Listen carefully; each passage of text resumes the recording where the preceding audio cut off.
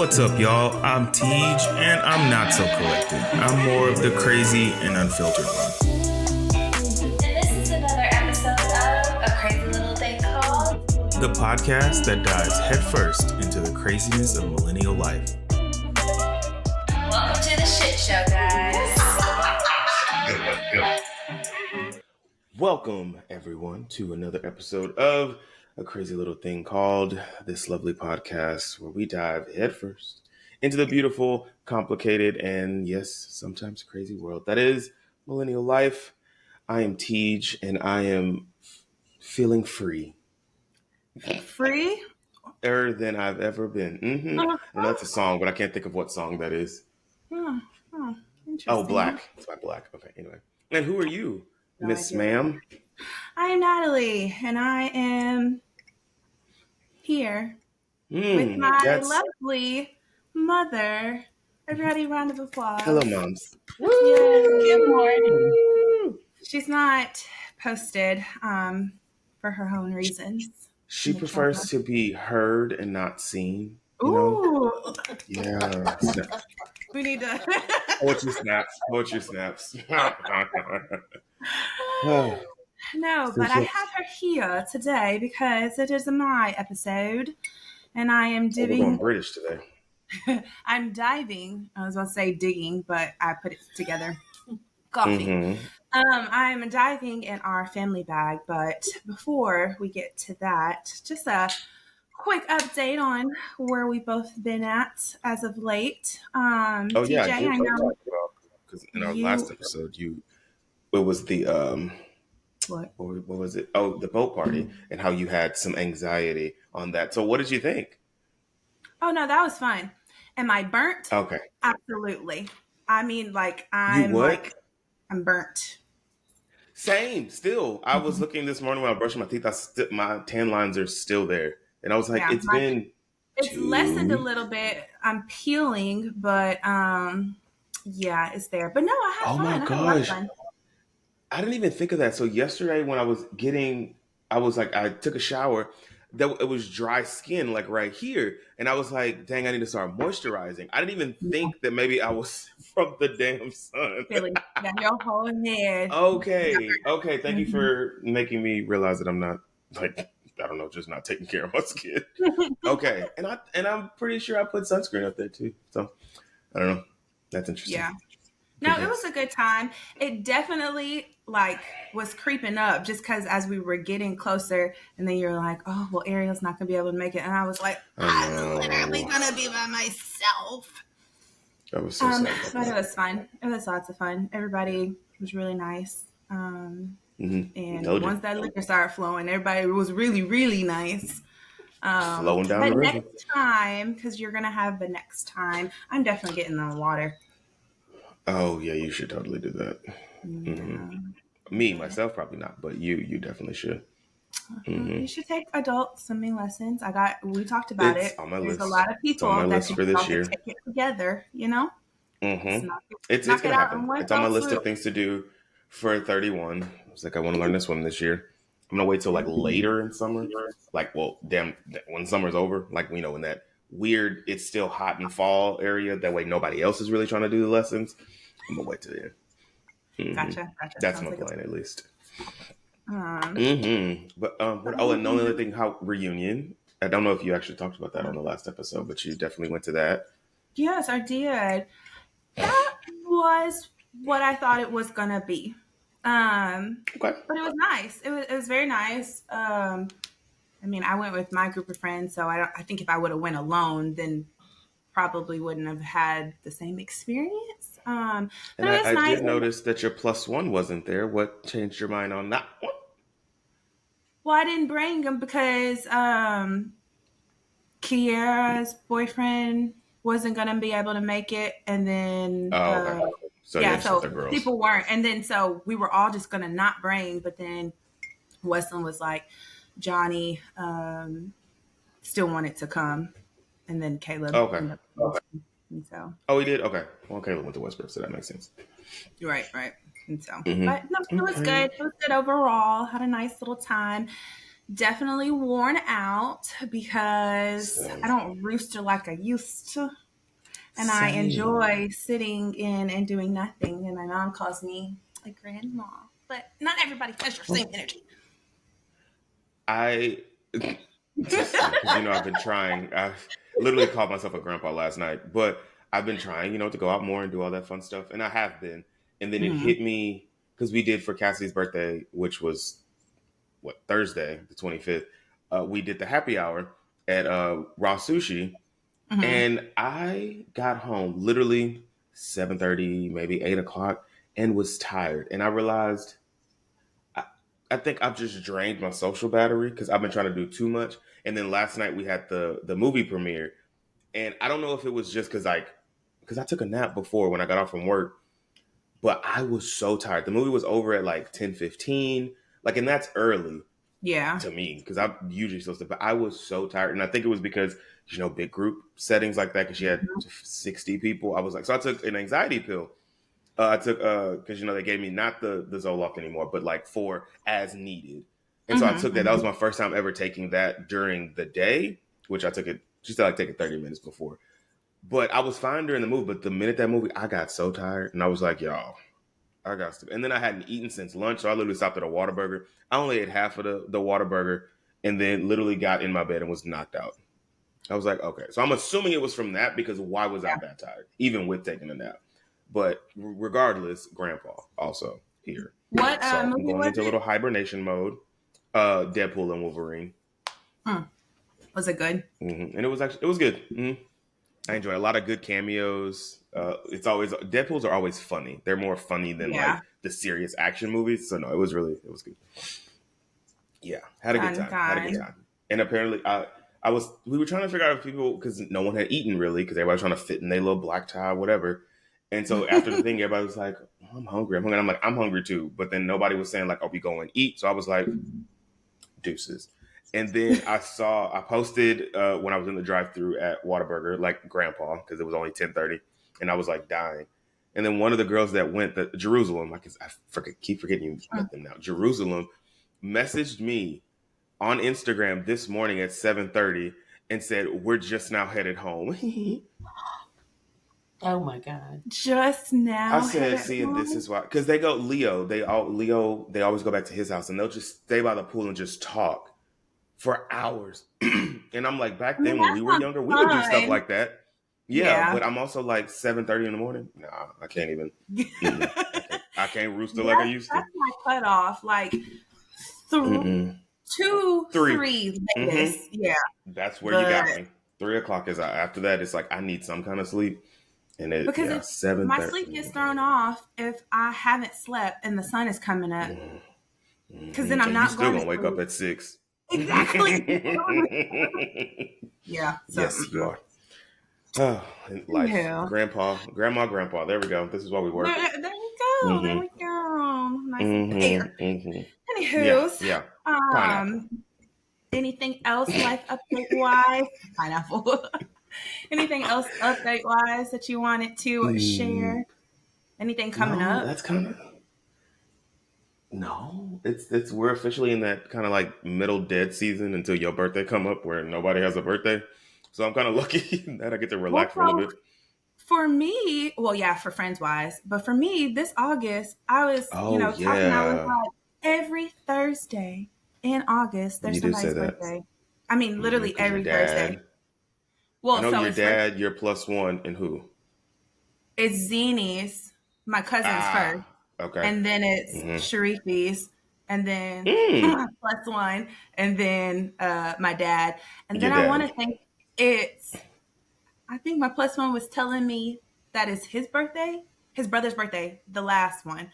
I was like, my Mm-mm. Lord. Don't invite Okay. me. I'm booked. Don't Mom, what are invite y'all me. doing for Sharifi? Is she I'm still there? still in the Oh. planning stages. I've gone from, Mm. oh my God, I got nothing. So, oh my God, I got too much. Sounds And about then right. I was Sounds just about right. thinking, maybe we should celebrate our birthdays together. Mind you, his is in August, mine's in January. That's why I was like, what?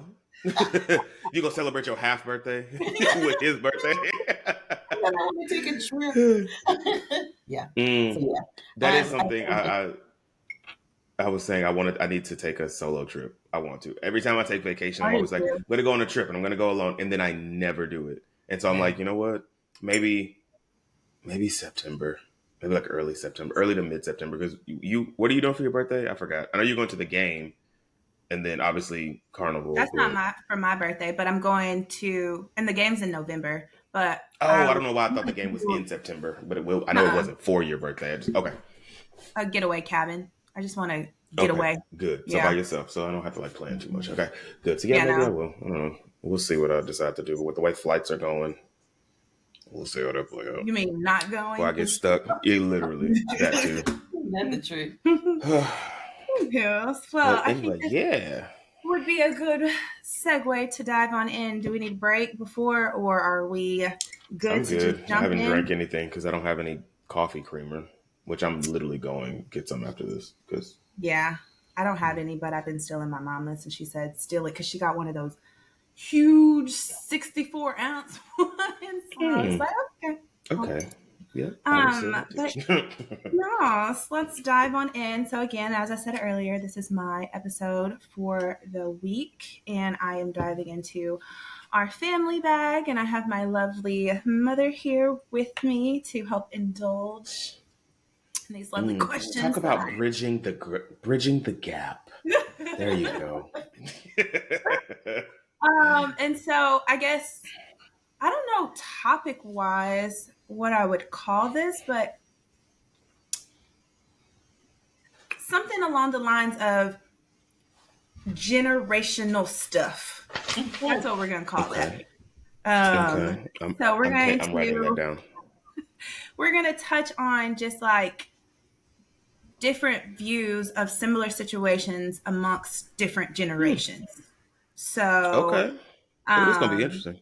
I know. So let's start with the first question that I have prepared. I was going to say, because I've had the experience of living with a parent as an adult, but you don't necessarily have it. But I want to get, I want to pick your brain on because you can answer from a place of just visiting your parents as an adult because you do stay with them for an extended period of time. So yes. let's open the floor with that because I don't think my mom.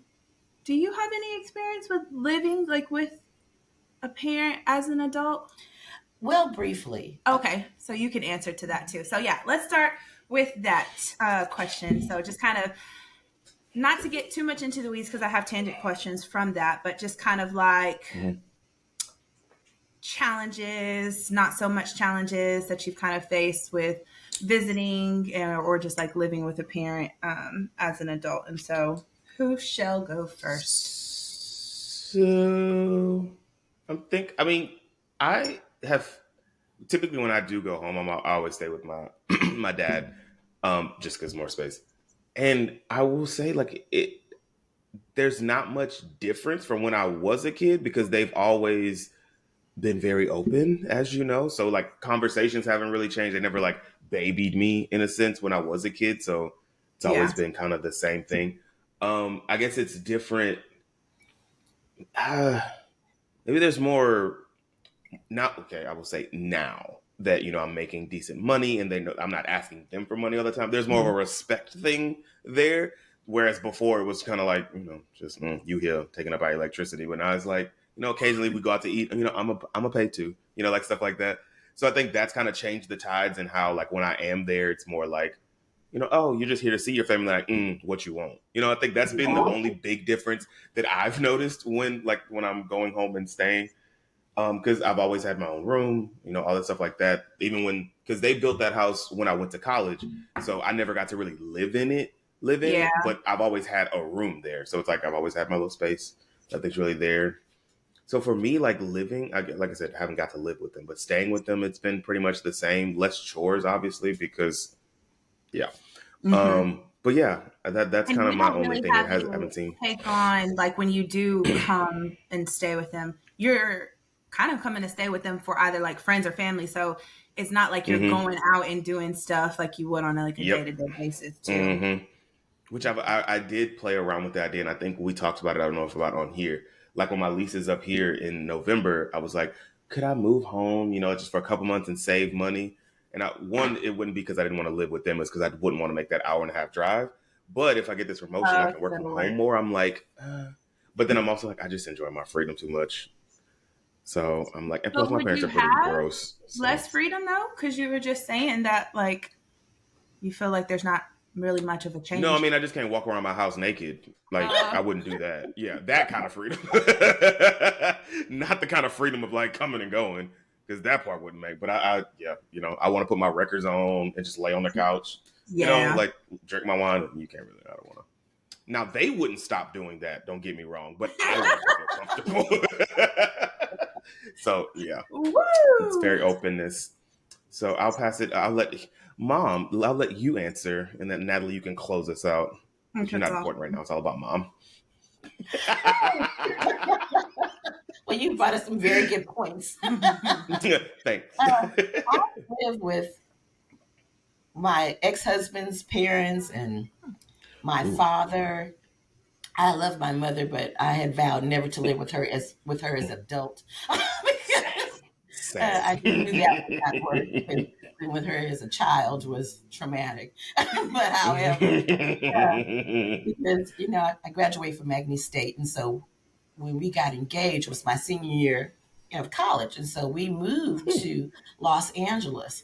Even though my father was preparing a house for us, we stayed with them briefly, and it wasn't big. It wasn't a big adjustment because my father was pretty easygoing, but he did mention something that I truly believe in, that you can live with someone on a temporary basis, no matter who you are, whether you're a child, whether you're, friends with someone. Not everyone's going to want to wash the dish at the same time, is what he said. And that's it. Everybody has their own routine, how they like things, that sort of thing. And so I do agree that, no matter who you are, it may be a difficult adjustment. But I lived with him, and our house was done pretty quickly, and so that wasn't a problem. And then when we decided to move back to Louisiana or Texas, we hadn't decided because of the Rodney King riots in Los Angeles. I lived briefly with his parents, and it was a good experience. His mother and father are very easygoing. Yeah. And so it wasn't a bad thing. However, when you're living with someone, you're always kind of keeping it in the back of your mind, because I had Nicholas. And so you want to make sure your child is not destroying their home. And so that sort of thing. But it was easy. I wouldn't recommend living with any parent except for me, because I'm easygoing. Now, I was just about to say, I think I'm extremely easy to live with. I hope that she agrees with me. What a good segue that was. As long as you don't burn down the house, I don't care. Because I'm clean, I'm junky. And so we don't have to expose you here. Yeah, I'm junky. I am. So I think that I don't have the kind of standards that people would normally have. If you put something out of place, I'm like, oh my God. Yeah. I'm like, whatever. As long as you pick it up within the next 2 weeks, I'm good. So I think I'm easy to live with. Not the next pay period. I would agree. I would agree. She is easy to live with. I think to clarify on like the junkie aspect, how I think it's like what are you, like a generation? Are you a boomer? I don't know. Generation X, is that what? Anywho, but like Generation X is boomers, yeah. Like my mom's generation, because I see this a lot, but like they just like collect stuff. Like it makes the house a home though. Like, it looks nice. Like I feel like as the generations are going, like it's very more minimalist type of like environment that people are adding. So that I feel like that is my grandmother. By that, and they are. Y'all might be in the same generation. Y'all aren't close in age, but I think y'all in the same generation. I think, and my grandmother is the exact same way. Like stuff like just why just get rid of it? And weirdly enough, so is Nanny Tees. Like Nanny Tees has so much stuff. She's nowhere in that same generation. Maybe. Because I don't know how old Nanny Tees is. She's younger than my dad. Oh, okay. Her and Latai are the same age. Okay. Mm-hmm. Yes, they went to school together. They were in the same grade. But she like everything. Like it was funny. Last time I went home, we were trying to find. What were we trying to find? Oh, my Carmelo Anthony jerseys, because I used to get them signed when I would go see him play. And my dad was wondering, because he's about to go into Hall of Fame, but like how much it would be worth. And so he's like, we need to find those. So we were up in the attic. We were looking in my closet in my room and stuff like that. She has, first of all, you've seen Nanny Tees' closet at the house, right? Did I ever take you in there? That big. Her closet is huge. Her closet has an island. Like it's that big. Wow. So she has all of that. Then she has all of my closet in my room because I'm not in there. Then she has clothes in Hayden's, and then she has stuff in the attic. Oh my god! Like she has too much stuff. We were going through my closet. She has like 25 wallflower the plugins. Why? Why do you keep them? And it's just like there's just so much Christmas decorations. Like my dad bought the shed in the back, and now there's the spare room. It's just why? Yeah. Get rid of stuff. So yeah, I don't know. Maybe that. No, we're not gonna say that on here. Yeah, there's just a lot of stuff. That's what I feel like if I were to say like kind of the biggest challenge is just because I don't keep a lot of stuff and like I don't really have too much say in things, which I do, but I don't. Okay, so side note, obviously you know this, but like I don't live in the house anymore, but I live in a studio ADA transition like type space, and so I have my own. The only thing is just like no full kitchen in that aspect, but that has been air better. fryer. Yep, my air fryer.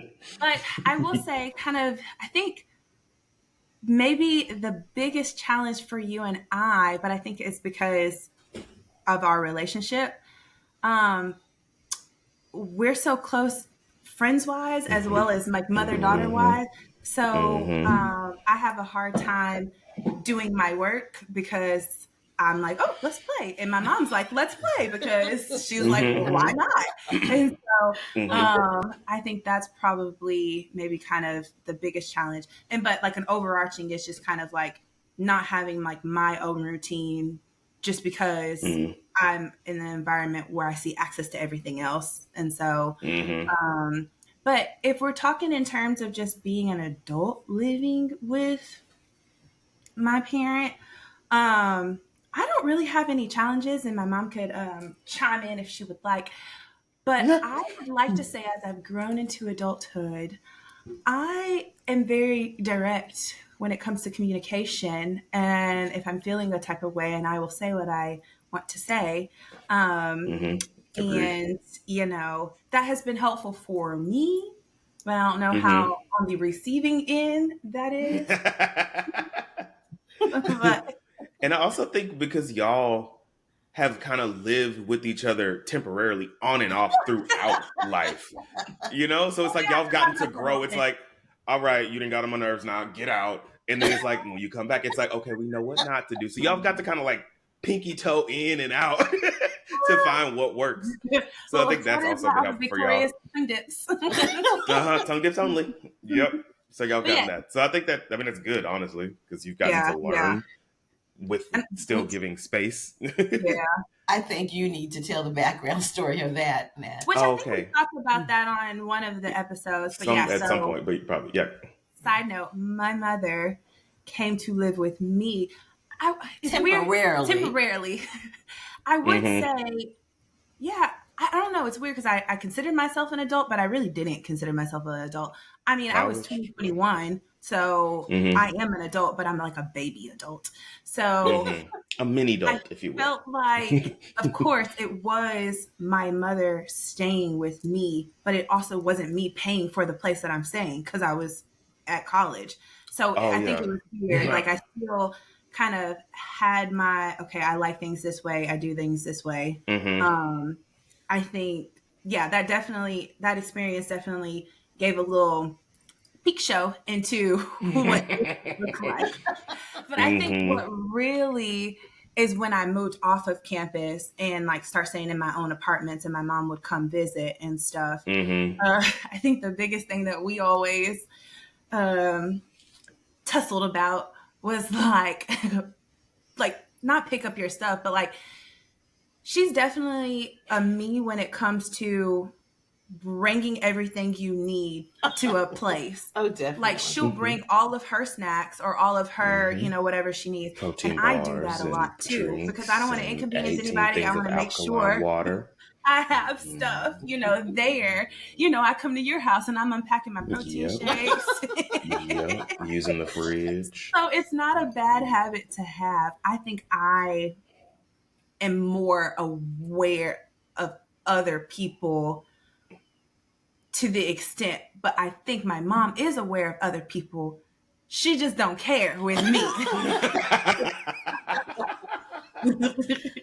That is hilarious. Because yes, I do remember when she would stay with us at the house, and she would bring her own bacon and stuff like that to cook. And I'm like, Mom, we can go grocery shopping, but she would bring everything. I do remember that. Harmony. Good times. It keeps the harmony. I do remember. Well, we were talking about living with your parents, but that Nellie's brought it up, living with your children, because like she said, I was a temporary tenant of hers when she was in college, unexpectedly. And then like when I went to visit her when she had gotten an apartment, was it difficult staying with her? That is a good question. We didn't ask that. I think she demanded more of me than I ever demanded of her. Like, Mama, don't be so loud. There's other people here. Which is not a bad thing. Was it me or was that Whitney? No, this was when I stayed on campus. Like, that's not a bad thing. Oh. Don't be so loud because we literally are living. She was not supposed to be here. Right. I was going to ask that. I was like, how did that work? Like, did they ever like, ma'am, there's a woman that's been staying with you. She's not on a lease. Because they'd be quick to be like, I remember when well, no, that was a different story. Talk later. Well, different. The rolling cart. It was quite something. But yeah, she is easy to live with for an extended period of time. However, I wouldn't suggest it for long term, only because she likes things her way and I like things my way. Going back to not everybody wants to wash the dish at the same time. And so it was good. But yeah, I love Nellie and I try to give her space because, like she said, she's pretty blunt. Yeah. It works out. We're proud that she's gotten that way. Yeah. Complete 180. But I will say with that, like, thank you for saying that, and not 360, because people really be getting that confused. Yeah, because then you're back at square one, like back right where you started. Yeah. Okay, but I think where that personality or behavior comes out is because all of these situations that we talked about, we're temporarily living with people and we don't have our own stuff. So of course, like you're going to want it your way or they're going to want it their way. And so I think that's kind of where it is. I feel like, and if plus one is I'm listening. If you are mutually living with somebody, like you mutually come up with like the structure and the routine and what you need. And that's what we did. Stuff. And so it's just kind of like that you find some type of routine and balance too. And so that's a bit easier. Yeah, because you and I mean, yeah, we never. Because we also had our own spaces. And I think that was what critical to that. Whereas we had, like, if we didn't want to talk today, all right, I'm staying up in my living room, even though that almost never really happened. But we had the options. Yes, we had options. And I think that's good. That's like when couples, I watch a lot of HGTV. And so there's been couples on there where they're like, we need separate bathrooms or we need separate this. Definitely. And so I'm like, I see it because having that space to where it's like, separate. Yeah. And so, but you can agree. Be separate but come together. Right. It's very important. I agree. And so, well, I had a tangent question to ask to that just because I think my mama mentioned earlier, just like when you are living with someone, but you have extra either people or pets and you're trying to be aware of the host's environment. I haven't really had much trouble-ish with that. Yeah, I have Bella, but she's pretty contained to the extent like I can, help. I think my mom does get a little perturbed because my mom is allergic to cats, and Bella has a lot of hair. Hold on. Yes. Nobody ever knows. Really? It's only if Bella is like on her, or if she's sitting somewhere that like a lot of Bella's hair is at. And so interesting. I never wow. I knew Ariel, obviously, because Ariel would be like she needed to take her meds before she came, but I never, especially with the way you always around. It's if I touch her and touch my face, we have trouble. So when we would go to sleep and Bella would jump on the bed, or she had been on the pillow, I'm like, I'm sneezing and wheezing all night long. Other than that, we can be in the same room. I'm good to go. So yeah, never knew that. But I wanted you to kind of give your brief 2 cents on having somebody live with you that not only has a baby, but also 2 little fur animals that are very loud and chipper. Yes, I would love to speak on that. I think I walked into that not knowing, because she's talking about my son. My son has lived with me for many, many years, and I was glad to have him here. He was an easy tenant. He did his own thing. When you're grown, you're a tenant, whether you're paying rent or not. My rent is astronomical. It's great. I'm sure. He, like I said, never a problem. Through college, he lived on campus for a year, and he came back home at my request because Nellie was off to college too. And so, lonely. When he got a girlfriend, things changed. So they both lived here for a matter of time because of the situation where she was living. Her apartment got flooded. At one time, I had her parents, one of her sisters, her parents' dog. And I was in heaven because I'm the only child. So I thought, let the party begin. And I loved it. Actually, when her parents left, I'm like, please don't go. Her mother bought the best. She's a night person like me. So we were up at night talking. So I really do like the company. I really do. I don't really care for a quiet house. So it worked fine. But when it was just him and her, things were pretty good because, like I said, they kind of conducted themselves, doing their own thing. She was not here. She was in and out a lot and didn't hang around. When they were here, they were basically in their room, which God forbid. I'm still trying to fumigate that room. But she's saying that because of the dogs. Well, they came back because they had gotten an apartment for a year, and they were in the process of wanting to purchase a house. I'm like, why don't you come on home? Because she was pregnant at that time. And I thought, this is a prime time for me to get them both at home and for me to have the baby to myself. So she was plotting. Because, she's grandparent, but on the boy side. So, there's like a different dynamic. It is. Come home. Now, I knew they had 2 dogs because I had visited their apartment and I had met the dogs. And they seemed fine. Shook hands. Needless to say, he didn't tell me exactly to the extent that the dogs were really spoiled after both of them. I didn't know that until she was in the hospital and he was staying with her after the baby was born. Me and the dogs really had a come to Jesus meeting. Arranged their room so when they come back that, things are relaxing and serene. And then I realized that when they're not here, the dogs are howling and barking. I had crying. Yeah, I've had inside dogs before. And it was always one more than the other. I don't know which one it was. I think it was the younger one. No, that's the older one, right? Oh, I thought, oh my God. Like I said, I've had inside dogs before, but what the hell is this? They are just acting crazy. They wouldn't stop. And they still don't. Even when you put them outside. Go to their house today, like they like treat us like they've never seen us a day in their life. So They might got short-term memory loss. Yeah. I tried some things that did not work. And so I thought, okay. I bought kennels.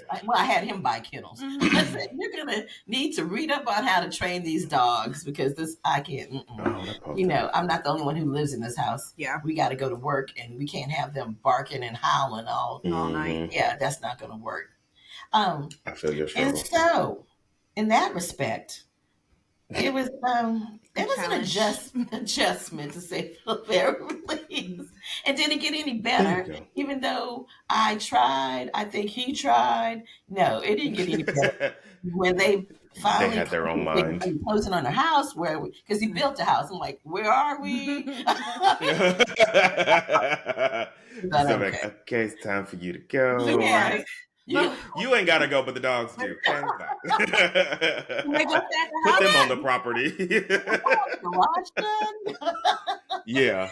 No, but I feel like, that's probably the biggest challenge. And thankfully, I was somewhat separated, and so I don't really hear too much. But I will say, and my mama probably would agree, but like the biggest joy of them staying with us was definitely having access to Kato. Oh yes, we literally just had him yesterday. He's a handful, but thanks for sharing, Shirley. These are wonderful experiences that I feel like anybody going into cohabitating with adults needs to be aware of all of these of all of the lovely things that come with it. Yes. So, well, another question that I had, but just kind of temperature checking on everybody. Do we need a break or are we good to just dive on in? I'm good. Okay. This is more so of a me and you question, TJ. My mom is an only child, so she can kind of slightly talk to it, but she'll talk to it in the tangent question that comes from this. But this is more so of kind of, I feel like they have this in lots of different races and ethnicities, but I feel like within the Black community, you always have like that token child of the family or the token grandchild of the family, or the token family within the families, So with that being said, obviously it's me and my brother, and not to say anybody loves anybody less, but if you go to my grandmother's house, there's pictures galore of Natalie. Not even my mama or Nick. It's just me. So I think that proves it right there that like I'm a bit favorable. My presence is just much more known because that's just who I am. But I feel like it has its ups and downs. And I know from obviously knowing you that you definitely are that, and your mom is that to her mom. So I guess I would want to, if we could, not to dive into it too much, but kind of like give your experience of just kind of like the pros and cons to that situation. So for context for everyone listening, so I always say, and this is terrible to say, I know it is, that I'm an only child because, so I have an older sister, 4 years older. We've never lived together. We have different moms. Same dad, she always stayed with her mom. So she would come visit like for weekends and stuff like that. But we never actually lived together. So for my dad, and I'm also his youngest, so I'm the baby to my dad. On my mom's side, I'm the oldest, but my little brother is 10 years younger than me. But we only lived together for either 3 out of 4 years of that. Because then when I moved out in the summer after 9th grade. And so never got to live with him. And I think I was, 14. So he had to just turn 4. So never got to like live with a sibling in a extended sense. Now I did have a step sister. And so did live with her, I guess, for a while. And I did a week and a week. So I was a week with my dad, a week with my mom. That's how they did the whole thing in the split. So I've never been like permanently living with a sibling. Now, what I will say in the way that it's treated, obviously with my dad, I was the only child, the only one that lived there. So you get the only child experience, right? Yeah. And then when I would go to my mom's, I wasn't the only child, even before my brother got there. Because I think, no, actually, now that I think about it, I think they were only together for like a year or two before she got pregnant. So it's always been other people. But I will say because the question was our experiences on, because I was like, his mind works. I had to give backstory, and then I forgot the question. The meds ain't kicked in yet. The favoritism. Yes. Yeah. So, it was a difficult to tell. Like, obviously, I was my dad's favorite because it's the only one he had full access to. I'm the only boy. I'm the one supposed to carry the name. All that crap like that. I'm trying to watch my cursing because mom's here. And then with my mom's side, it was different because as much as I'm the oldest, you're the oldest child. And you know how they always say about the oldest thing. But then also my stepsister's mom was not even in the same state as her. So, and she didn't visit, but like in the summers, I think, to go see her mom. So my mom had to become her mom in a sense. And so again, being the oldest, they always say the oldest is the one that's kind of forgotten. So mom's trying to be a mom to someone that's not her daughter, while also now she has a baby, while also dealing with, so I was the forgotten one there. So all those dynamics play. When it comes to grandparents, I was the first for 10 years because my mom has a brother, but he didn't have kids until, I think they struggled to have kids for a really long time, and then magically they couldn't stop. So my first cousin is younger than my brother. So I helped raise my brother and then all my other cousins. And so I was my grandmother's favorite. What was that? Oh, like it's not like the sound. I don't know what that was. What that was. No, I'm echoing now. Oh, maybe not. Okay, we're good. That freaked me out. I was like, what is Megatron doing? That's what this sounds like. Yeah. Oh, Jesus. So yes, for 10 years, I was the only one for my grandmother. And so I was spoiled. And then even when my brother came along, was still spoiled. And then my uncle had his first kid. I think her and my brother are 2 years apart.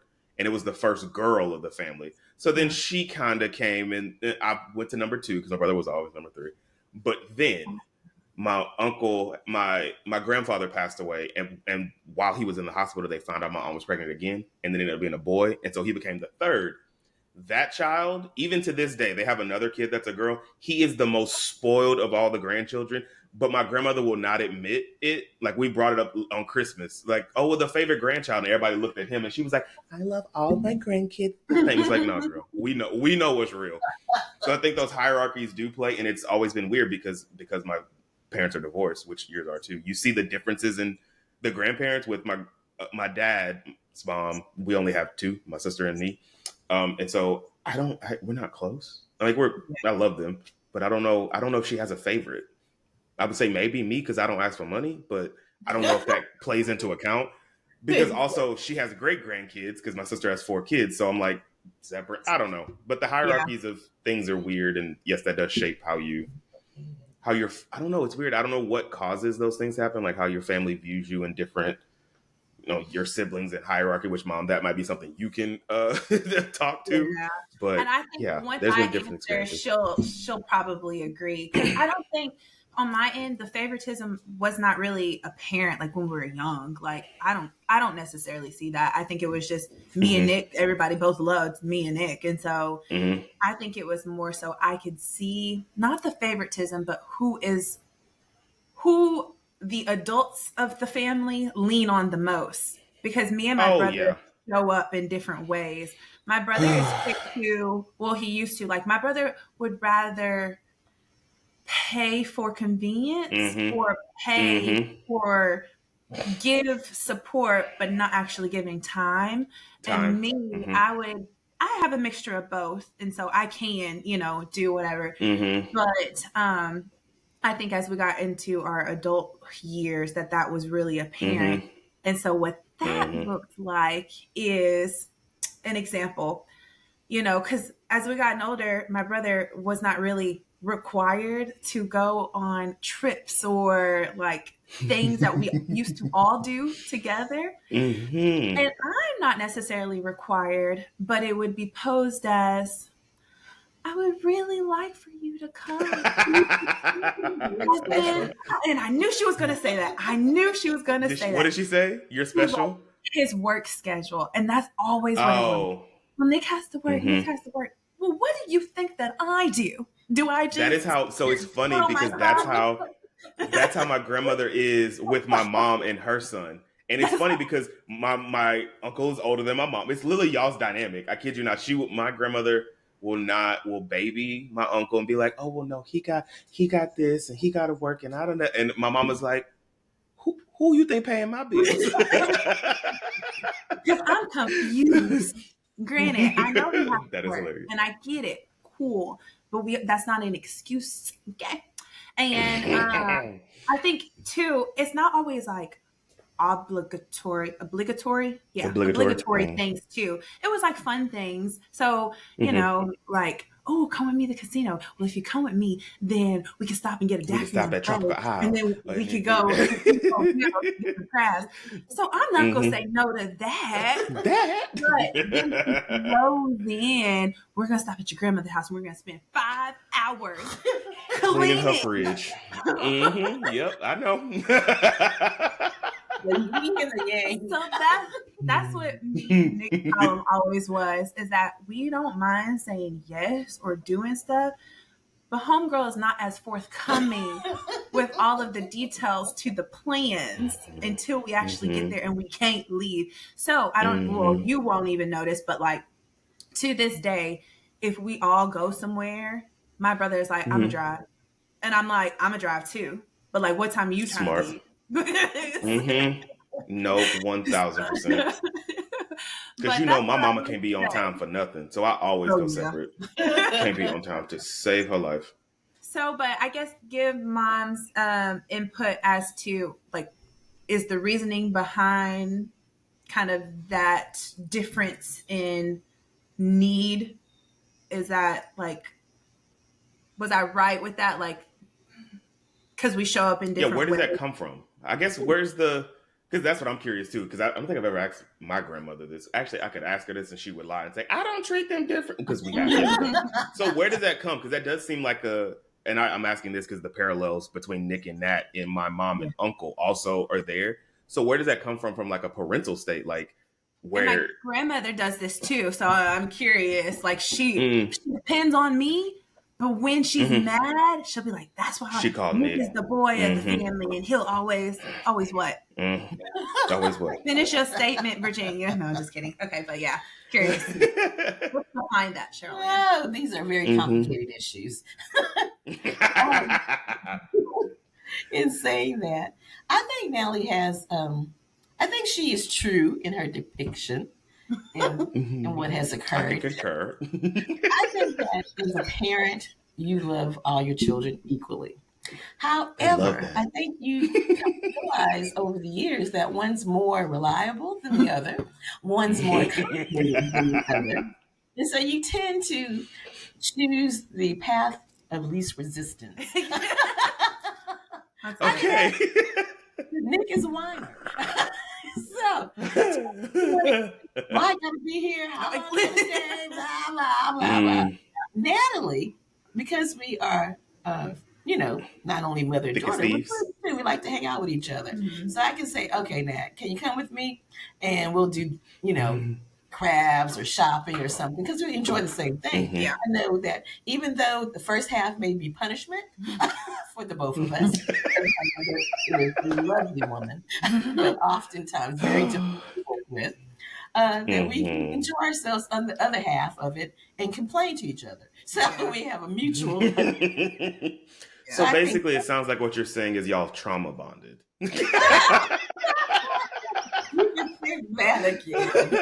Oh my God. Yeah. That's hilarious. I think also too, I like literally what my mama said. And I think to me and Nick hold different values on relationships. Like I said, like he shows up for people, extended family too, shows up for people like money wise, because he can and he'll do that. Like I remember there was a time like, yeah, because I was in college or whatever, but like I'd be like, Nick, let me hold 400 or what, I'll pay you back whatever. And he'll be like, okay, here you go learning, blah, blah, blah. So he'll always be there in that regards, but I know not to ask him, hey, could you come help me move? He'll be like, no, I'll buy the U-Haul. Some movers. Yeah, I'll use some movers.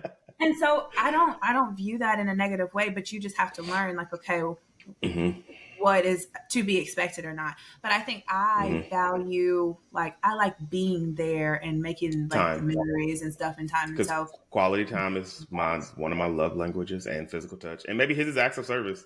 And so he's loving people in the way he wants to receive it, which is providing the money, which makes sense. Yeah. So, but I thought that was an interesting take for sure. Well, so many parallels. To just the last question of this whole segment, which kind of goes into like, how do we take care of ourselves? So,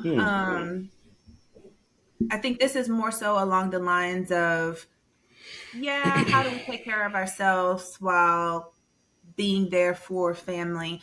But I think I was asking it too along the lines of when parents get older, like, kind of how do you continue to take care of them while taking care of yourself? And so me and you, TJ, can speak to that just with, like, I know you have hands in with your grandmother and I have hands in with my grandparents, but also my mom has a little bit more with being the only child and taking care of elderly parents. And so, again, not to go too deep into it, but just kind of like, what is the challenges? What are the challenges? And then just kind of how do you protect your peace and put the boundaries and like have that self-care? And so who wants to go? So I'll jump in. So, only because I'm going to forget. So for me, I think like you said, the easiest way with, luckily, outside of my dad's side of the family, we haven't had no health issues, thank God. So I haven't had to deal with it much with my dad or my dad's side of the family, as far as like being there and ailments and stuff like that. With my mom's side, that's where the fun comes in. Because I think it's weird, because yes, I am the oldest, but I'm also the most distant from that side. Because like my mom and my grandmother are very much you and your mom. They talk every day. Like, it's always on, like, that's just how they are. They're always over at each other's house, all that fun. My grandmother lives with my mom right now. So they're like super close. And so I've just chosen, I literally went to college away because I was like, I need to get away from this. So I've been able to like place those boundaries. But even in doing that, in me, I'm still the one that everyone wants to go to for everything. And I'm like, stop it. But I will say, because of that and putting those boundaries in place, that whenever I don't choose to insert myself in a lot of family stuff. So when things actually do arise, whether it be health or financial or stuff, whenever I do come in, they listen, because they're like, oh shit, he's speaking, like that. So I remember when my mom got sick when I was in college and I had to go do all that stuff, it was very much so, first of all, that was new for me because I had never had to deal with anything like that. And so coming in and just like literally organizing everything, because my grandmother was doing everything and my grandmother can't, her memory be woo woo. And so she was like writing everything down. And so it was like just coming in and I was like, this is what we need to do. Why is this not happening? Da, da, da, da, all this stuff like that. So I think that kind of established within the family, like, oh, okay, like he can handle this, which is weird because had I turned 21 yet? Yeah, I didn't have much pushback, and it was just like, okay. And plus staying calm in those situations, which I don't know how I was staying calm, because I was also a senior. I think finals were like in 2 weeks for me to graduate. And I'm just sitting here like, so let's go over the medical chart. And I'm like, what are you doing? Who are you? Yeah. But I think that helped. And so then when my grandmother ended up getting diagnosed with cancer, it was like, it's weird because her kids coddle her. I don't know what it is. They just allow things to just take place. And I'm like, she went to the doctor, found out but didn't follow up anything after that. And I'm like, what are y'all doing? Like, why is no one, she's not going to follow-ups? Does she need to get tested again? Like, what is this? Like, oh, well, she wants to do it on her own. Excuse me? Like, what is this? So I think because I've been able to, like I said, I've set those boundaries where I don't want to talk to y'all every day, sadly. Yeah. Sorry. But they know that now. So it's like whenever I do start saying stuff, it's like, okay, maybe we should listen, or can we take this more seriously? Because because it doesn't make sense to me. And I guess that's in my brain of things. I'm like, this, it's logical. Like, let's get this done. Why are we waiting and holding things off? Obviously, it eventually did happen. But so when it comes to caring for them, I think because I take such a back seat in every other family, whatever, that it's easier for me to come in from an almost like objective standpoint instead of like being, you know, tied down to the emotional and empathetic. It's like, I'm just stating the facts of what needs to happen, what should happen. If y'all don't want to take it, then that's fine. But they also know, which I think you're at the point too, like, don't come to me asking for advice if you're not going to do it. Because I don't have time to sit here and just like go, oh, well, this is what we're going to do and talk for an hour and then go, okay, we'll think about it. Don't waste my time, please. Because I'm busy. I got a job too. Like, I'm working just as hard as y'all are to get my stuff. So like, if we're going to do this, then. So that's been easy to deal with in a medical sense when it comes to taking care of ailing family and stuff like that. For me, and the self-care aspect and making sure that I'm taking care of myself is the putting into place the boundaries, communicating like I don't always want to talk, because that's also my grandmother. Like I said, with my mom, she loves talking to them all the time. I'm pretty sure with the other grandkids, maybe she does. Like I said, she lives with my mom right now, so she lives with my brother. So they talk all the time. Her other three, she's probably always over there. So she wants that with me, but I'm also like, look, I talk for a living. I don't want to talk after I get off from work. And I think finally, my mom got that a long time ago. My grandmother's finally getting it to where now she won't. My grandmother used to like call, and then if I didn't answer, she would call back. And if I didn't answer, she would call back. Now, if I don't answer, she just leaves a voicemail. And she's like, hey, I don't know your schedule. You must be busy. I'm like, here we go. Like, this is yay.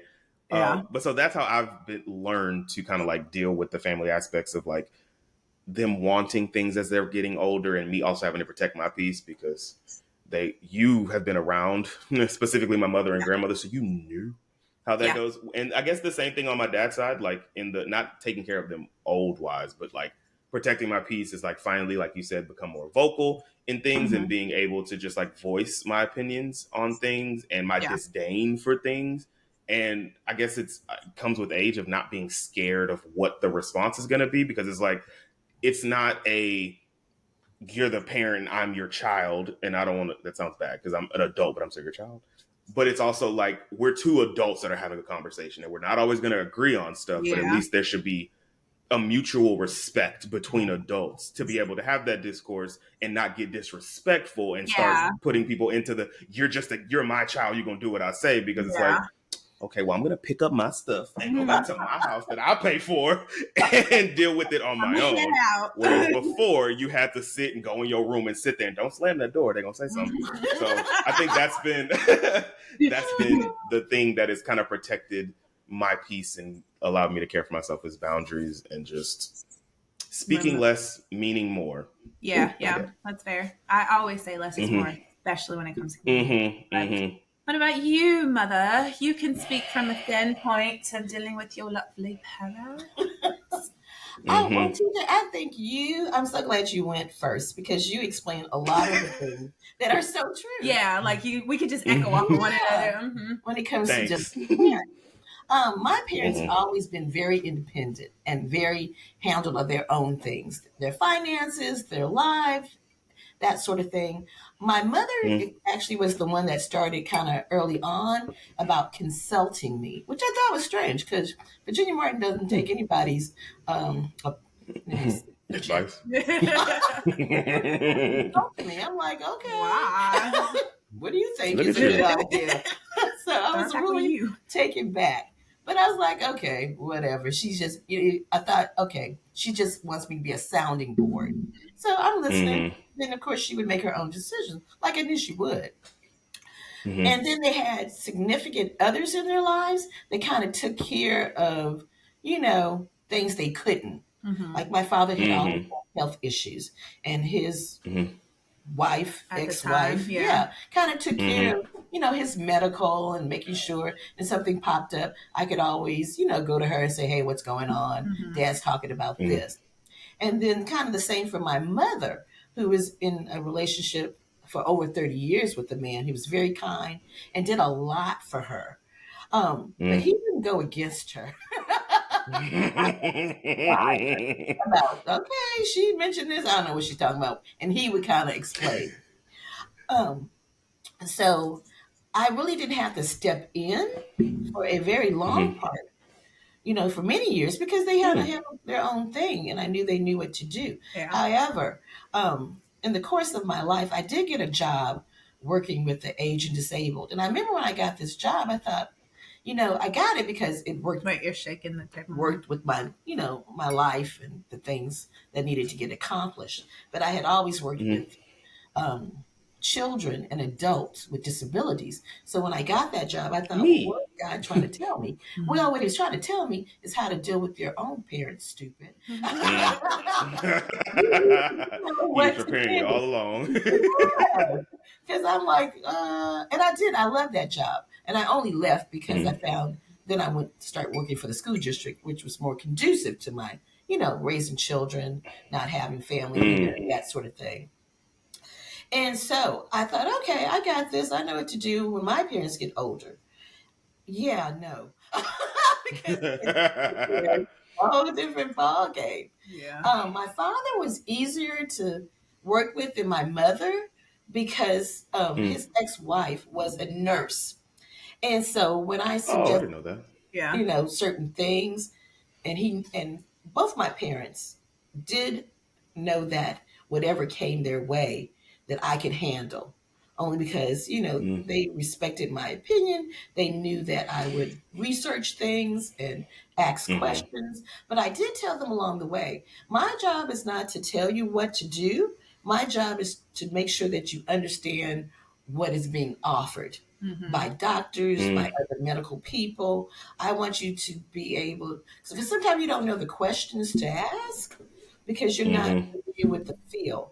Well, I had been dealing with nurses and doctors, physical therapists, all these different people in different in the health industry. So I kind of knew the questions to ask because my job, when I worked for the state, was approving provider care services for, maybe your grandmother, and the rest of the family goes to work. So I knew kind of the questions to ask, what needed to be done, how to make things run smoothly. And so they kind of respected my opinion until they didn't. There's an until. No. Because I realized, and I guess because I never had that, they always made good decisions. When they got older, of course, time kind of creeps up. They're in their 80s now. And then my dad's health kind of changed drastically. He had a stroke, which affected his cognitive abilities. And so he did, regain a lot of things because when he had a stroke, I brought all the OT, PT, speech, all these people into our lives immediately, which made a big difference. Yeah. And then I implemented some things. But then I didn't expect his spouse to be having issues too. Like I said, I knew they were. I just didn't know they were going to get old and crazy. That's what they typically do. Thought, it happens. What is this? And so that posed a lot of problems as far as now I need to make choices for them. I need to hear what they have to say about what they want to do, but I need to make the best logical choice for them. Yeah. Because I can see that we're not always thinking very clearly. Like, for instance, my mother needed back surgery, but she didn't want back surgery. She wanted them to fix it with pills. And that wasn't going to happen because they weren't writing a prescription for this. And so at first I'm like, okay, well, let's try therapy. And we did. But of course it didn't work because she really needed back surgery. Yeah. And I got her, and I would talk to her doctor about, okay, I need you to find her somebody, a doctor, a specialist that can talk to her. Not just tell her things, but answer her questions, to talk to her. And I got really lucky. She got a neurosurgeon who was a very kind man who explained things, but was very clear about what needed to happen. Yeah. So when she started rambling about what she didn't want to do, he's like, okay, sounds good to me. See you next week. And so So I have a I have a question for you, only because my grandmother is very similar to good old Jenny. Did you find that, and I know this is kind of like on topic, off topic, but did you find that whenever you brought the doctor in to talk to her, did she receive that better, or did it still take you continuing to talk to her? Because I know my grandmother, and maybe that's just in the time, the time that they were brought up, did not trust doctors. Like she always wanted a second opinion and a second opinion, and I'm like, okay, how many more second opinions can we get before you at least start to take what's going on seriously? Did you have that? Did Virginia have that issue too, or once the doctor came in, it was a little bit more palpable for her? No, I'm laughing because, oh my God, don't get me started. Well, okay, good to know. Okay, like she'll put up a front in that moment, like, oh, I receive it. It's good. We're on the same board. But then and be like, no, this is just not. I don't know what they're talking about. Exactly. Yep.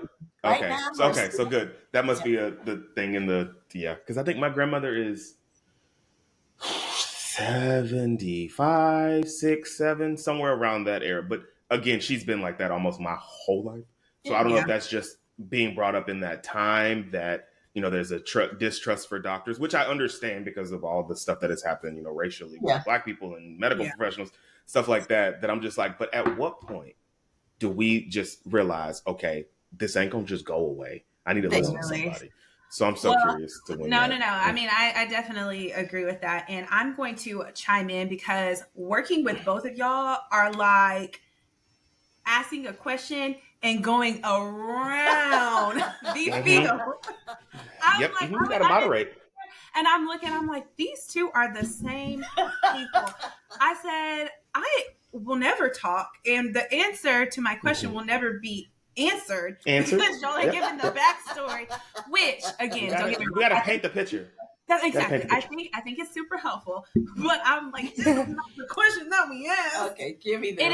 It is the question that we asked. Basically, I was saying, like, what were the challenges? And so it does seem like on both ends for y'all, it's just kind of like making sure that like my time is not being wasted because like I'm going to step in and help. I need to make sure that it's being received. Exactly. And so I think through different stages, kind of like my mom was saying, it was easier at first, but then as they got older, it was just kind of like a bit more challenging because you want to respect their wishes and kind of give them an opinion because they've always had autonomy throughout their life. Yes. But they're having to come with terms that they're not as independent as they used to be. And so kind of navigating that is a bit difficult. And I will speak to that just in regards to kind of the boundaries and what you need to do for like self-care in that aspect. It's kind of how like what you said, TJ, is like, okay, I need to know when it's necessary for me to just make an executive decision because I don't want to waste my time. But then also too, putting space and distance in between communication and interaction. But that's tricky. And both of you guys kind of talk to it as well. But that's a bit tricky because for one, you don't always trust the other resources of support to do what it is that you need to do to get done. And then two, like, you don't want to not be available in case something happens. But then you're not an on-call person for them because you have to be there for you. Yeah, can I say it's one a balancing act. Because especially with my mother, I had to bring her to attention that every time she calls me, it's like a to-do list. Hello, Virginia. Yeah. Do people not and say hello? You? How are you? What is your name? So I got, and I had to learn that because being an only child, you want to, I never had somebody not do what you were told. Yeah. And so I had gotten where sometimes I'd answer her call and sometimes I wouldn't. And if she was important, she could leave a voicemail. Yeah. And so I was telling somebody the other day, I said, my mother, her whole being is a trigger for me. It's a trigger. When I see her and I say, hey, how are you? And she starts talking, I'm triggered. Yep. And it's so funny because the same thing, my grandmother, for my birthday, she called while I was getting my massage and I put my phone on D&D because, so I called her back because obviously, So I call, and then the first thing she always starts singing "Happy Birthday," woohoo, all this stuff like that. And then she goes, "How's your day?" and stuff like that. And then I'm like, "Oh, just relaxing today. I'm off, blah blah blah." And then after she goes, "Oh, okay, well, I'm still at your mama house," and I'm like, "It is my birthday. I do not want to know about all the things, all the problems right now. I just want to go eat." Like, I just want to go doesn't eat. even acknowledge our birthdays anymore. So it's literally like nothing ever exists before. And so I think that's kind of like a challenge too. But kind of speaking to what my mom said in regards to putting those boundaries in place, I could speak to a different layer of it, but I don't know to the extent that you've had to do this with your mom. But like, I've had to put boundaries with my mom to tell her to put boundaries with her mom because it just is a domino effect. And so, Cheryl speaking to how she's had to not answer her phone call. I had to tell her multiple times to not answer her phone call before she got to that point. So it's just kind of like an added like layer of, okay, we all need to. It's hard being the golden child, huh, Nat? It is. It's so hard. Like, I kid you not. It really. Yeah, no, agreed. And I think for me, in terms of like self-care and what I need to do, it's a bit different because going back to the first question, I don't live by myself. And the way that I recoup in order to be able to show up for people is to have that time to myself and to make sure I'm like doing what I need to do, because I can still talk every day. I can still, do what I need to do, but I'm not in my own space just to kind of have that moment to do it. And so I think that's probably been a challenge for my mom to understand, because she's like, you got your own space, you're in here. And I'm like, it's different. And I think you could probably understand, TJ, because there are moments where I just don't talk, but nothing's wrong with me. I'm just watching TV and I'm just sitting there, and like, we don't have to have a conversation. And so I think, and it's beautiful, I've been better at communicating, like, I'm fine. I'm just wanting to, and not because I talk all day for a living. Did you hear that +1? Engaged in mindless activities and not do. I want to watch trashy reality TV to make myself feel better. I feel like everyone says that, but anywho, I think this might be a good space for us to pause with today's topics. I appreciate all the input that I've received on everything, and for our listeners to take in. But with that being said, TJ, I'll let you take the floor with just kind of what we do when guests are here. And so let's wrap up. Well, before we do that, let's take a break, and then we'll come back and wrap up the show, because I do have a little surprise for us when we come back that will be interesting, and I'm interested to get Mom's take on it as well. So let's break. We'll come back. I'm going to actually get some water because I'm finally thirsty and I don't have any liquor.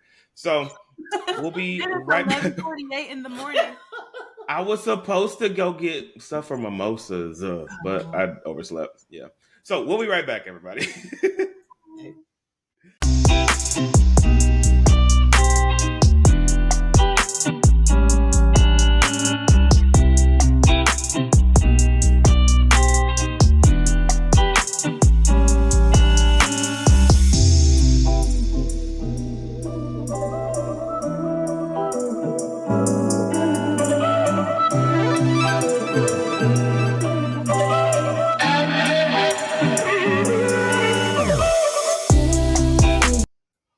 Lovely people, we are back.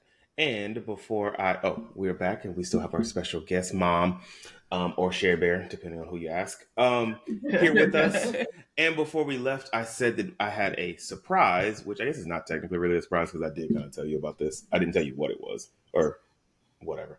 So after our last episode and our emphasis on, wanting questions and stuff like that, we actually did get a question. Okay.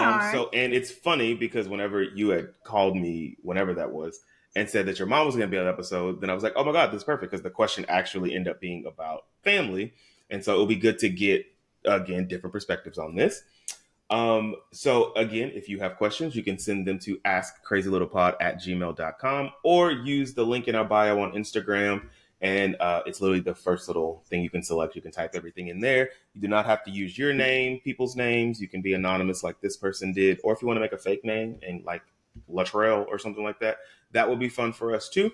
But yes, anyway, this one comes from Anonymous. And there actually isn't, I don't want to say isn't a question added to the thing. There's a lot of stuff. And then I'm assuming the question is implied. So once I read it, I think you'll understand. Anyway, okay. So from Anonymous, it reads, I recently started going to therapy again after many years, and it's been great. I love my therapist, but I have recently discovered in therapy one of my main triggers for my bipolar disorder, anxiety, and depression is my monster-in-law, and she is a textbook narcissist, and I'm having a hard time trying to cut that relationship off.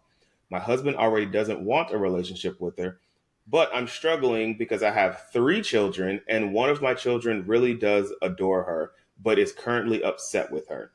So that's where it ends. But so I'm assuming is, what should I do, or how can I improve the situation? Any advice helpful? Thank you, Anonymous. So I'm going to turn it over to you first, Nat, so you can give your clinical perspective. And then I guess me and Mom will be, less educated. Well, no, Mom, because you're a diagnostician too. So I guess I'll be the ratchet one then. So I'll let the ladies answer first. That's interesting because I feel like I have friends in those types of situations, like past coworkers and stuff like that. But as well as I do have some clients that are in that situation too. But I feel like with any, regardless of who it's for, like the relationship is with, I feel like kind of what you said earlier, like less is more, not even just in communication, but in interaction overall. And so that would be my approach on it, because it's not someone that you could just remove completely from your life. But it's funny because it's your their husband don't want to deal with them. Exactly. So there needs to be some firm boundaries, but it probably would be a little bit easier because you and your husband are a united front in that aspect. And so that's what I would say. I would literally just keep it to where interaction is purely just for the kids, maybe have some structure to where like, hey, look, you call on Sundays and you can and automatically just give the phone to the kids or whatever the case may be. And so like creating boundaries in that regards, again, with the whole lens of less is more. Like we're not talking, because once you start avoiding, the response of the other person is like, oh, I need to do more. Kind of like what you were saying earlier, of like when you don't answer your grandmother, she'll just call and call and call because you're avoiding it. And so if you just like acknowledge it right then and there, you'll nip it in the bud. But it's easier said than done, especially if you haven't always been like that. That's the part that you have to get over, is once you start implementing it, it's like, bear with it for some time because it's going to take the other person to get used to it, but it will work like once you're consistent enough. And so that's what I would say. I just pray that I'm never in a situation like that. But again, never say never, but also think I know this stuff and I'll be better at trying to better equipped. But it's difficult because when it's people that you care about, like you can know all the knowledge in the world and not do it because thank you. Feelings are involved, but yeah, that would be my take on that. Exactly. What about you, Mom? What you got?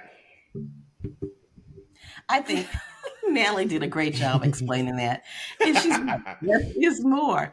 But it's hard to do only because even if I don't answer my mom's call and I see that she calls, my anxiety is up the roof. Oh, what if something, what if that, what if everything? And so it's really difficult, but like I said, save yourself. You know, if you don't save yourself, you're not going to be any good for anyone else. Yeah. And I really like your, the person that submitted the call, as far as diagnosing her mother-in-law, because me and Nellie joke all day long because of the field she's in. And then I'm a diagnostician. We diagnose people all day long. And so I've diagnosed my mother all day long. This is a person who has diagnosed my cat as well. Oh, okay. Yeah. She always says Bella is on the spectrum. She has autism. I'm like, stop saying that. Well, the diagnosis is helpful in figuring out things that may work with that person. You know, I always say, even when I used to diagnose children at school, I say I could diagnose them blue and I know what to do. Yeah, it gives you like a blueprint. Yeah, it gives you an idea of how to proceed, because you need to know what the problem is so you can address it. There's a caveat to that though too, because I feel like nowadays is being overused and people are not properly diagnosing people and then just putting a blanket thing. And so it's let's toss up with that. And that's true. If I diagnosed her incorrectly and what I try to do doesn't work, then I know I need to take another road to it. Yeah. I'm sorry. Tangent. Yes. The question is, just save yourself. Like, you can love them, like you said, love them from a distance. Like right now, because of what happened to my mother last week, her big blow up, I know that we're going to have to take a week break. Yeah. I need her to regroup. Not that she's going to apologize. I need her to take take a break from her so I can come in, a little bit clearer. But I've learned too that I have incorporated people to help me. Like I don't go to her house without a buffer. Because it's needed. Natalie. No, not me anymore, because it used to be me. Oh, yeah, that's right. my boundary that I put in place. But similarly, to remember that one time I went to my grandmother's house to help her, and I said, "Can you come? Because I need you to distract her so that you had a good conversation." But I will say, and maybe this could help the person who wrote in too. Like my mom said, if she calls and I don't answer, like now she's worried, like, okay, what if something's happening? But that's where you have to schedule those times that you are available to talk. Because if you're just not, then that goes to the avoidance aspect of it. And so it would be like, okay, if I see her calling, but I'm not answering right now because I'm doing something, I know later on I'm going to be a bit more like free. So I'll call her back then. Because regardless of if you answer the call or not, there's not much that you could do in that moment. So why not be in a space where you're better able to like receive, but you have to set aside that space. You can't just avoid it. Yeah. And so, and then another thing I've done is build a village. I realize that I don't have to be the only one helping her. I've incorporated her neighbors. I've hired a provider, because if I get burnt out, I know that I can tap these people to, come in. Yeah. And I feel comfortable about them handling the situation, getting back to me. Yeah. So if something was to be big, I know that I would be notified without having to involve myself directly. Yeah. Yeah. Well, so, I mean, kind of going back to the question, but like the question, because we took a tangent into how mothers, but like she's talking about this because it doesn't sound like she would be completely mad if she didn't have a relationship with her. Doesn't sound like it to me. Yeah. And it sounds like the husband already way ahead of her. So it's just boundaries. And it probably she'll probably have to consider boundaries, just like I said, with communication and interaction, but then also when it comes to like I'm curious to see if she will write in again. Are there any issues when it comes to like when the kids are with her? Like, does she not respect? So that was going to be my thing, because there wasn't a lot of what is the mother-in-law doing, like that is causing this, because it just says that she found out that that's a trigger for her. The mother-in-law, monster-in-law is what she called her. So I'm curious as to what the mother-in-law is doing that is triggering you, or if it's just her presence, or what is she doing it to you, or is she doing it to your kids? Like what exactly? Yeah. So I think we do need more information in this sense. The thing that I would add to this is, and then of course this is all assumption on this portion, is maybe it's the reason you haven't cut her off is because she does take care of the kids, and like that's you don't have to pay for something like that. I would say in that sense, that's one of those things. If you feel as though her presence or whatever she's doing is a detriment to your mental health as well as your kids, then you have to prioritize yourself. And the thing I'll use in this is, just because they're children doesn't mean that they can't sense that you've become a different person when she's around. Yeah. And I think that was one thing, like my mom said, she always stayed with her ex-husband because of my brother, and she wanted him to be, but I'm like, you don't realize how you think you're hiding stuff from people, especially your kids, but your kids are from you. They can feel everything you going through. So if every time grandma come around, you got to run up to your room or you get real quiet, they're going to pick up on that. And so then that could either make your kids start not liking her, which is why I said it depends on if she's doing stuff to the kids or if it's to you. So you have to, one, if it's to you, put your mental health first and literally just have to separate that. If it's the kids, then obviously that's even more of a thing. And advocate for yourself and for your kids, like speak up. And if it isn't received, then that's when it sounds like, again, you already have the support of your husband because he don't want to deal with her. So just be like, look, they can see grandma every other week. They can go whatever. We can send them to their house for a day or something like that. And then we pick them up. But it's so we don't need to be in that area because I don't want to be there because this is what she does to me. But she treats the kids great. Then that's fine. If you don't treat the kids great, break it off completely because what is the purpose of, I just don't understand that. But it says you're in therapy, so continue talking to your therapist because obviously they know more information than we do on the subject, I would hope, since we've gotten to this. But yeah, that was an interesting one because I wanted to know more of what she's doing that is triggering I could see triggering anxiety. I was curious on the bipolar part. Like, what does she literally make you want to just like flip the fuck out because she's around? Like, I'm so curious. So if you do, Anonymous is what you put your name here. If you do want to write in again, just use the name Monster-in-Law. I think we'll know who you are then. Because we're so curious as to like some of the things that are happening, or if you do decide to implement any of the things that we just said, please let us know how they work out. Because again, I'm curious. Because this one's it's tricky with parents or parental things because there is that fine line of respect and adult and elder, but then also I'm of the thought process of I'm still going to put myself first at this point because I feel as though you as an adult raised me to be an adult. And so I'm going to use that knowledge to put myself first. And if you got to do what you got to do, that's on you, not me. We're independent beings now. So that's my take on it. Again, please write back. I'm so curious as to see how this saga goes, as well as for anyone else listening, if you have any other issues or advice that you need. We have 2 different perspectives, and this one you got a lovely 3 perspective. Boom, boom. So you got a little bonus. But yes, send us your letters, please. We enjoy these. These are fun, and the more detailed and juicy they are, the more we can accurately give our opinions instead of just based off of slight assumptions that we have to let our mind wander. But yeah, again, send to askcrazylittlepod@gmail.com or use the link in our bio. And then now we'll get to the part that Natalie alluded to before the break is our big 3, because we have a lovely guest with us on this episode. Yes, so for you all that don't know what the big 3 is we have 7 total categories for our show. I'm not going to read them out because I am going to forget one. But we ask our guests to pick 3 of them.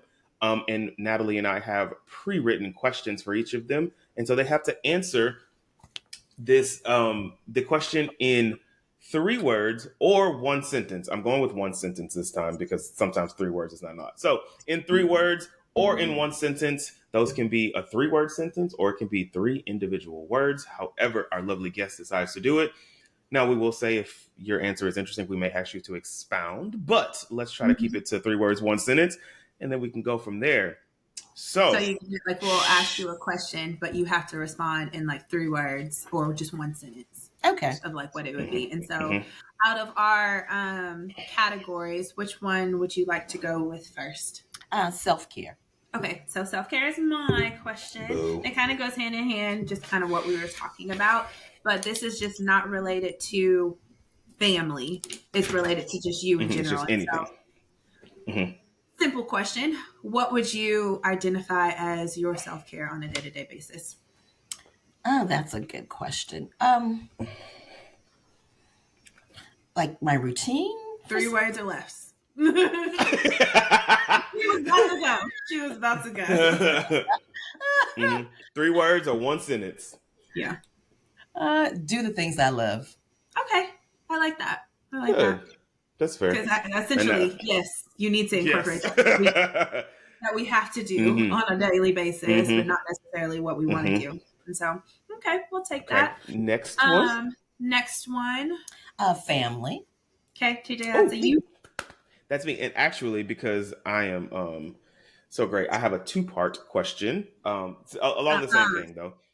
No, it's along the same thing. So the first portion is, what is one lesson you learned from your parents that you made sure to pass down to your kids? One sentence on that one. 3 words might be hard. Yeah, 3 words might be hard. Enjoy the moments. Okay. Oh, and she even got 3 words on that one. Okay. I know. And then the second, and then the second part is very similar. What is one lesson that you learned from your parents that you made sure not to pass down to your kids? Don't be judgmental. What was it? Don't be judgmental. Oh, good. Oh, yeah. Oh, so many parents. That's a good question. That's a good one. Okay. Thanks. Well, last category you would like to choose? Hustling. Okay.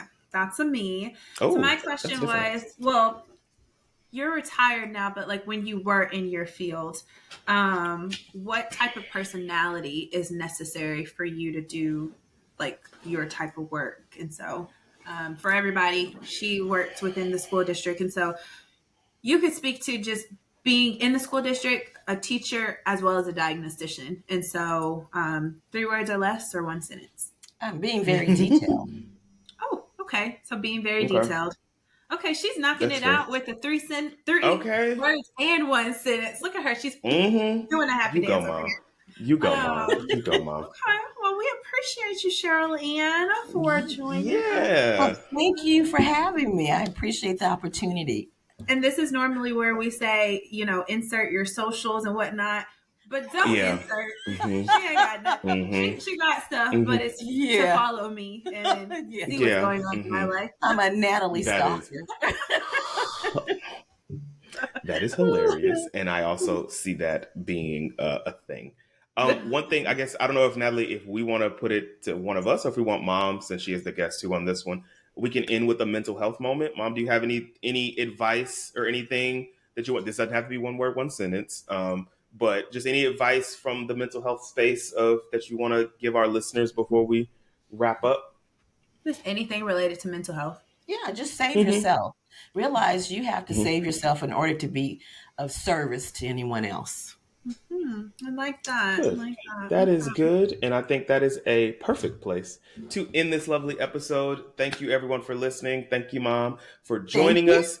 Be sure to follow us on social media at Crazy Little Pod on Instagram and the Tick and the Talk.